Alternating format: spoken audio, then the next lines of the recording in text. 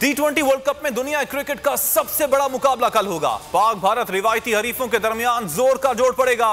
Dubai cricket stadium में चौकों और छक्कों का तूफान उठेगा।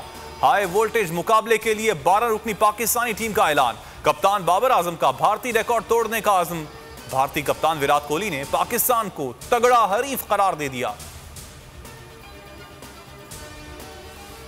इंशाअल्लाह भारत से जरूर जीतेंगे। वजीर आजम इमरान खान का कौमी क्रिकेट टीम के लिए नेक ख्वाहिशात का इजहार। क्रिकेटर्स, एथलीट्स और रेसलर्स ने भी कौमी टीम को गुड लक पैगाम दिए।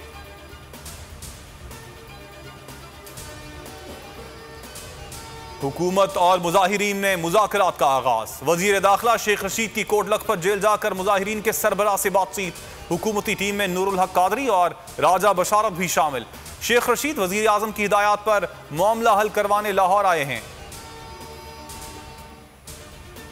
मुजाहिरीन की इस्लामाबाद पहुंचने की कोशिश। जीटी रोड पर दिन भर हंगामे जारी रहे। तसादुम में 2 पुलिस एहलकार और 2 मुजाहिरीन जान से गए। मार्च को रोकने के लिए मुख्तलिफ मकामात पर पुलिस की भारी नफरी तैनात। जीटी रोड पर दरिया चनाब का पुल खंदकें खोद कर मुकम्मल बंद कर दिया गया।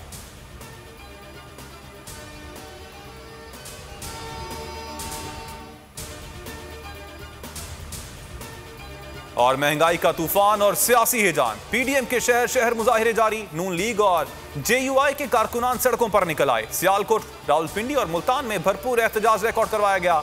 हुकूमत के खिलाफ नारे लगाए गए। रिलीफ देने का मुतालबा भी कर डाला। मुल्तान में खवातीन कारकुनान भी पेश रहीं।